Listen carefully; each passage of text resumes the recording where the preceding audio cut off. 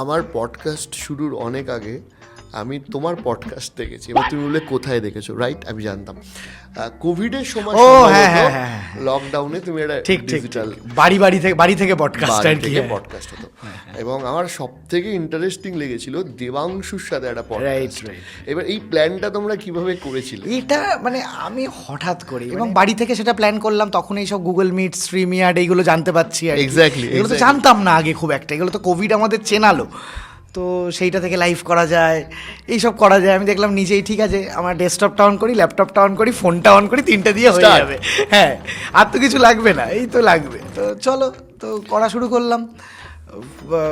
শতরূপ বন্ধু, তো ফার্স্ট এপিসোডেই ওকে বললাম তাহলে তোমায় দিয়ে শুরু করি, বুঝলে? যে হ্যাঁ চল করি, ও আনন্দ পেয়ে গেল। তো এরকমভাবে শুরু হয়ে গেল। তো এবং সেটা দেখলাম বেশ পপুলার হয়েছিল, খুব। মানে আমাকে এখনো বলে, দাদা তোমার কাজের ফাঁকে ওটা একটু করো না মাঝে মধ্যে। আলাম এখন করলে আর ওরম ভাবে করবো কেন, সামনাসামনি বসে। এত ভালো এখন মানে পডকাস্ট স্টাইলগুলো তোমরা যেভাবে করো ওইভাবে করবো। আমার ইচ্ছে নেই যে তা নয়, আমার এই ধরনটা খুব ভালো লাগে।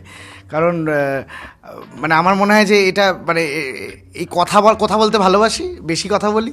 তো এইটা যদি ব্যবহার করা যায় তো দারুণ জিনিস।